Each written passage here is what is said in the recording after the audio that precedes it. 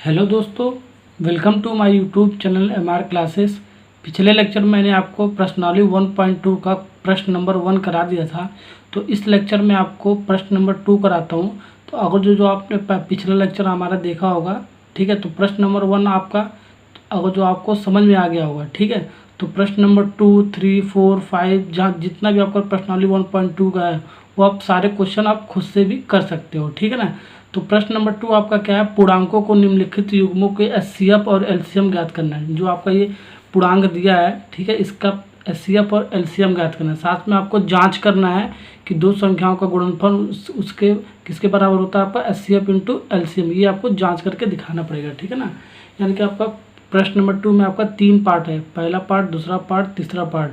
पहला पार्ट में आपका क्या पूछ रहा है, एचसीएफ और एलसीएम पूछ रहा है, ठीक है। फिर उसको जांच करना है, दो संख्याओं का गुणनफल बराबर क्या होता है, एचसीएफ गुणे एलसीएम। ऐसे आपका दूसरा पार्ट पूछ रहा है और थर्ड वाला भी पार्ट आपका यही सेम क्वेश्चन पूछ रहा है। ओके, अब चलते हैं आंसर नंबर 1 पे, ठीक है, हल 1 पे चलते हैं। ओके, तो सबसे पहले हम लिखेंगे ये वाला 26 का अभाज्य गुणनखंड क्या होगा और 91 का अभाज्य गुणनखंड क्या होगा। सबसे पहले हम ये निकालेंगे अभाज्य गुणनखंड। तो देखो 26 का अभाज्य गुणनखंड हम निकालेंगे तो सबसे छोटी प्राइम संख्या से भाग देते हैं, ठीक है, यानी कि 2, यानी कि सबसे छोटी अभाज्य संख्या आपका क्या है, 2 है। तो 2 से तो आपका भाग चला जाएगा, लास्ट डिजिट आपका 6 है, ठीक है। 13 में 26, फिर 2 से जाएगा, नहीं जाएगा, 13 से एक बार में जाएगा ये, ठीक है ना। ये आपका आ गया 2 इंटू 3, ये आपका क्या आ गया, अभाज्य गुणनखंड 2 इंटू 13 आ गया। ओके, ये आपका 26 का अभाज्य गुणनखंड निकल के आ गया। अब 91 का हम निकालेंगे तो 91 देखो 2 से तो जाएगा नहीं, क्योंकि आपका लास्ट डिजिट 2 से भाग जाने, कोई किसी भी संख्या को आप 2 से भाग करते हो तो उसका लास्ट डिजिट क्या होना चाहिए, यानी इकाई अंक क्या होना चाहिए, 0 होना चाहिए, 2 होना चाहिए, 4 होना चाहिए, 6 होना चाहिए, 8 होना चाहिए, ठीक है। तभी आप 2 से भाग दे सकते हो, अदरवाइज नहीं दे सकते हो, ठीक है। ये चीज़ हमने प्रश्न नंबर 1 में आपको पढ़ा रखा है कि किसी भी संख्या को हम देखकर कैसे पहचान सकते हैं वो संख्या 2 से भाग जा रहा है, 3 से भाग जा रहा है, 5 से जा रहा है। जो अभाज्य संख्या आपको मैंने बता रखा है, जैसे कि 3, 5, 7, 11, 13, ठीक है, फिर 2, फिर 17, फिर 19, 23, ये सारे अभाज्य संख्या मैंने आपको बता रखा है प्रश्न नंबर 1 में। आपको किसी भी संख्या को देखकर कैसे हम भाग निकाल लेते हैं, ठीक है ना। ओके, अब हम चलते हैं 91 का हमारा सबसे छोटी अभाज्य संख्या क्या है, 2 है, ठीक है। तो 2 से तो आपका जाएगा नहीं। उसके बाद 2 के बाद क्या है, 3 है। तो 3 का आपका क्या रूल है, किसी भी संख्या को देखकर पहचान सकते हैं कि 3 से भाग है कि नहीं। देखो ये दो संख्या आपका दिया, दोनों संख्या को ऐड करेंगे, यानी कि 9 + 1 यानी कि 10 हो जाएगा। तो 10 आपका 3 से विभाज्य नहीं, यानी कि 10 आपका 3 से डिवाइड नहीं कर सकते हो, ठीक है, नहीं कर सकते हो ना, फ्रैक्शन में आ जाएगा आपका। अब देखो 3 के बाद आपका क्या अभाज्य संख्या आता है, 5 आता है। तो 5 के लिए डिविजिबल क्या आपका क्या था, 5 किसी भी संख्या को 5 से कब भाज्य होता था आपका, ठीक है, यानी कि 5 आपका लास्ट डिजिट क्या होना चाहिए, 0 होना चाहिए, उसके बाद क्या होना चाहिए, 5 होना चाहिए। तो ये भी आपका नहीं हुआ, ठीक है। इसके बाद 7 देखो आपका है क्या, 7, 13, 7, 91, ठीक है, यानी कि 7 से तो आपको चल जाएगा। 7 का भी रूल मैंने आपको बता रखा है, एक बार चेक कर लेना, ठीक है ना। वो प्रश्न नंबर 1 में आपको एक बार पिछला लेक्चर हमारा देख लेना प्रश्न नंबर 1 में, ठीक है, वो सारी चीज़ें मैंने आपको बता रखा है, ठीक है ना। तो 13, 7, 91 होता है आपका, फिर 13 बार में 1 बज जाएगा, ठीक है। इसका क्या हो गया, 7 × 13, यानी कि 91 का भाज्य गुणन क्या हो गया आपका, 7 × 13, ठीक है। ये आपका अभाज्य गुणनखंड निकल गया। अब हम निकालेंगे एचसीएफ, ठीक है ना। एचसीएफ कैसे निकालेंगे, 26 और 91 का, देखो ध्यान से देखना, ठीक है।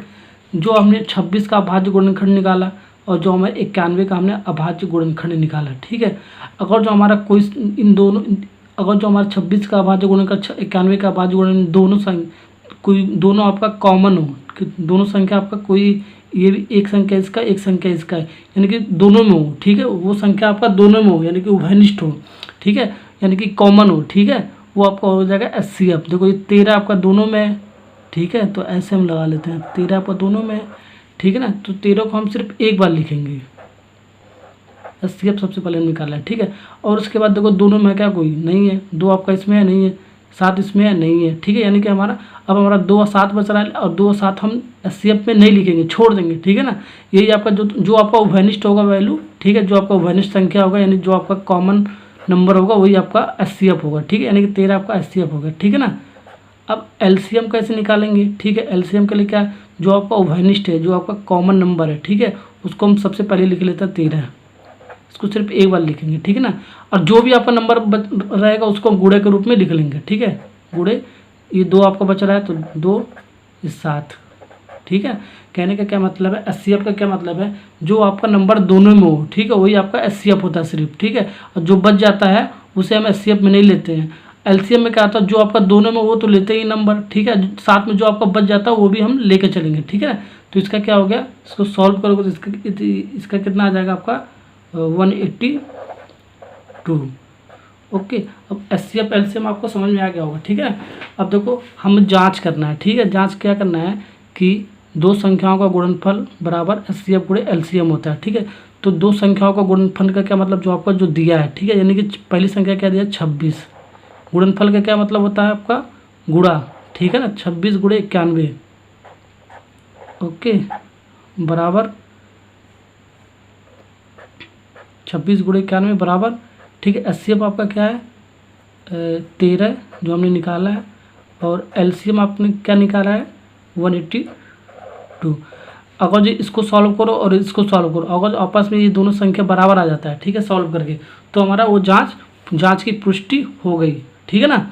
ये तो आपको जांच करना है, दो संख्याओं को गुणनफल बराबर एचसीएफ गुणे एलसीएम होता है। तो यानी दो संख्या आपका दिया 26 91 को मल्टीप्लाई हमने कर लिया गुणनफल, ठीक है। उसके बाद एचसीएफ गुणे एलसीएम हमने निकाला तो उन दोनों को मल्टीप्लाई कर लिया, ओके। मल्टीप्लाई करके देखो क्या आ रहा है आपका आएगा, आप कर लेना 6 9 3 यानी कि आपका आ जाएगा 6 6 23, ठीक है। ये आपको मल्टीप्लाई करोगे तो आपका ये आएगा, ठीक है ना।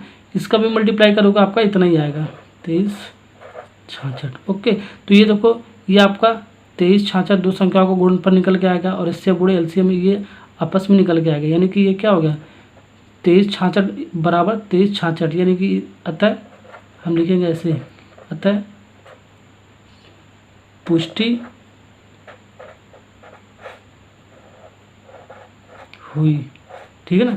अगर जो बराबर नहीं आता तो हमारा वो पुष्टि नहीं होता, लेकिन आपका ये 13 66 आ गया, 13 66 आपस में बराबर है, अतः हमारा जो दिया गया है ये कंडीशन है वो आपका पुष्टि हो गया, ठीक है ना। ये ऐसे ही आपको सेकंड पार्ट भी करना है और थर्ड पार्ट भी करना है। चलो करते हैं सेकंड पार्ट और थर्ड पार्ट। अब आपका हल नंबर 2 यानी कि आंसर नंबर 2 पे चलते हैं, ठीक है। 510, यही तो आपका 510 और 92 का हमें सबसे पहले अभाज्य गुणनफल निकालेंगे। देखो दूसरा आपका क्या है 510 और 92 है, ठीक है ना। तो हमने 510 का अभाज्य गुणनखंड और 92 का अभाज्य गुणनखंड सबसे पहले निकालेंगे। तो हमने यहाँ निकाल कर दे दिया है, ठीक है। आप खुद से भी कर सकते हो आप, ठीक है ना। 510 यानी कि लास्ट डिजिट 2 यानी कि 2 से जाएगा आपको, सबसे छोटी प्राइम नंबर यानी सबसे छोटी अभाज्य संख्या आपका 2 है, तो 2 से जाएगा तो 255 हो जाएगा, ठीक है ना। फिर 2 से नहीं जाएगा, इसके बाद 5 से जाएगा, 3 से जाएगा, लेकिन सबसे छोटी संख्या से भाग देते हैं, ठीक है। तो 2 के बाद 3 आता है, फिर उसके बाद 5 आता है, यानी कि 3 से आपका जाएगा। 3 से क्यों जाएगा, तीनों डिजिट को सम करो, देखो 3 से जा रहा है क्या 2 + 5 + 5 यानी कि 5 5 10 2 12 यानी 12 पर 3 से डिवाइड हो जाएगा, ठीक है ना। तो हम 3 से डिवाइड कर रहे हैं, तो 3 से डिवाइड करेंगे तो 3 और 24 यानी कि 1 बचा है, यानी कि 15 या 3 बचे 15 यानी कि 85 बार में जाएगा, ठीक है ना। और फिर लास्ट डिजिट 3 के बाद प्राइम नंबर क्या आता है, यानी कि अभाज्य संख्या क्या आता है 5 आता है। तो 5 से डिवाइड है, लास्ट डिजिट क्या है 0 होता है और 5 होता है, तब आपका 5 से डिवाइड हो जाता है, ठीक है। यानी कि 5 है, ये 5 से डिवाइड हो जाएगा, 17 × 5 = 85 हो जाएगा, ठीक है। फिर 17 का 17 में एक ही बार में जाएगा, ओके। ये ऐसे आप कर सकते हो, ठीक है। 510 का आपका गुणनफल अभाज्य गुणनफल हमने लिया 2 × 3 × 5 × 17, 2 × 3 × 5 × 17। अब हमारा ये 92 का निकालना है, ठीक है। तो 92 का कैसे निकालोगे, देखो 2 से आप डिवाइड होगा, लास्ट डिजिट आपका 2 है, तो 2 से डिवाइड होगा 46 होगा, फिर से आपका 2 से जाएगा, आपका लास्ट डिजिट 2 है, ठीक है।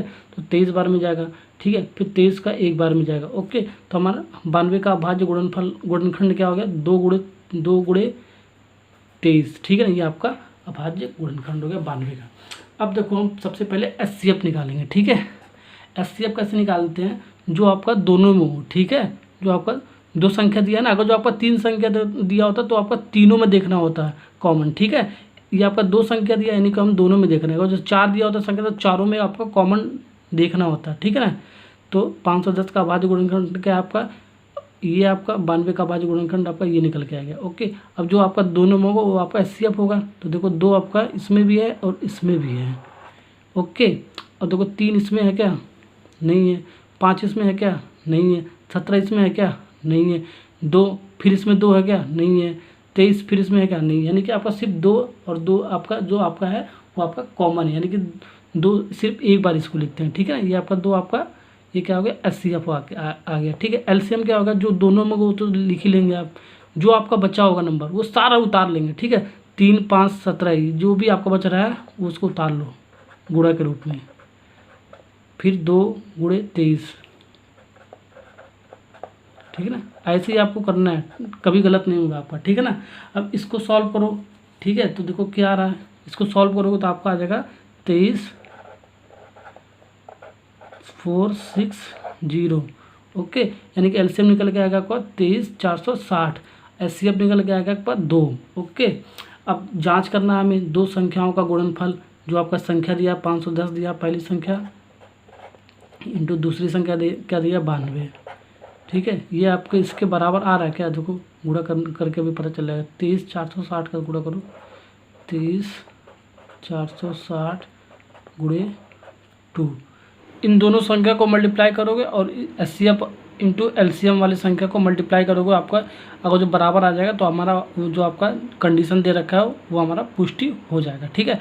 तो आपका क्या आ रहा है, इन दोनों को मल्टीप्लाई करके 46920 आ रहा है, इसका मल्टीप्लाई करके आ रहा है आपका 46920, यानी आपका इसके ये आपका बराबर आ रहा है। देखो ये आपका इसके बराबर आ रहा है, क्या आता आपका दिया गया कंडीशन जो आपका दो संख्याओं का गुणनफल बराबर एचसीएफ गुणे एलसीएफ वो आपका पुष्टि हुई, ठीक है ना। ये आपका सेकंड पार्ट आपका कंप्लीट हो गया। अब थर्ड पार्ट पे चलते हैं, ओके। अब थर्ड पार्ट करते हैं इसका। 336 का अभाज्य गुणनखंड और 54 का अभाज्य गुणनखंड निकालते हैं। दो संख्या आपका दिया है 336 और 54, तो 336 का अभाज्य गुणनखंड निकालते हैं और 54 का निकालते हैं। तो लास्ट डिजिट आपका 6 यानी कि 2 से आपका भाग चला जाएगा, ठीक है, ओके। अब 2 से भाग जाएगा तो 168 बार में जाएगा, ठीक है। फिर 2 से 8 है आपका, यानी कि 2 से चला जाएगा। फिर 84 बार में जाएगा।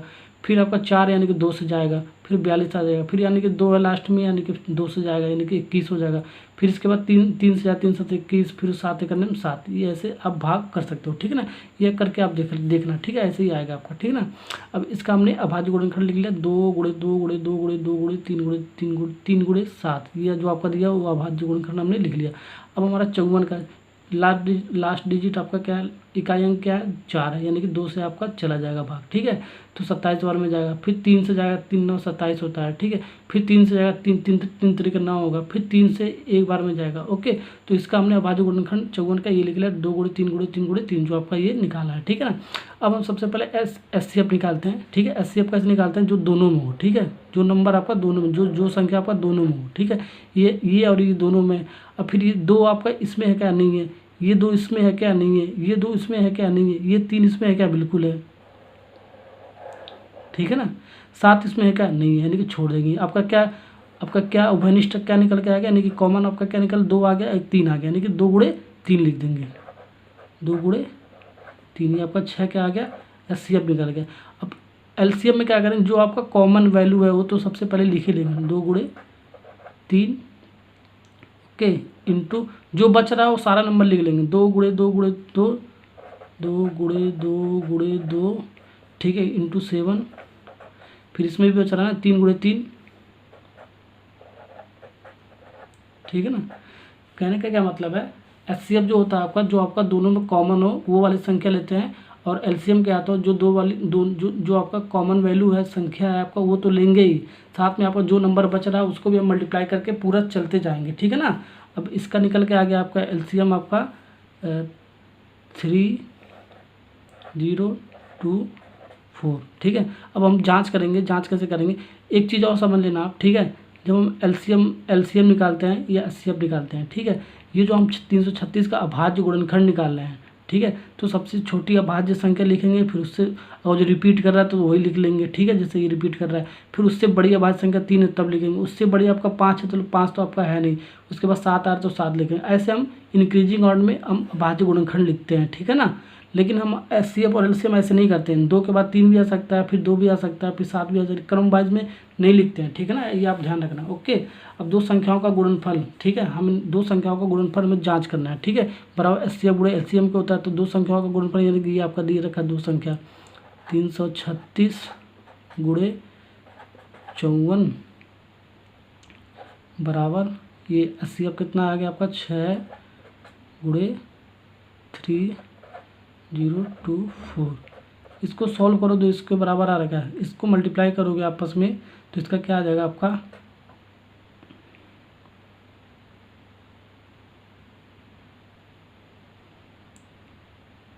इसका आ जाएगा आपका 18,144 बराबर 18,144। इन दोनों को मल्टीप्लाई करोगे 18,144 आएगा। इसका मल्टीप्लाई करोगे इसका 18,144 आएगा। ठीक है ना। ओके, समझ में आ गया ना आपको।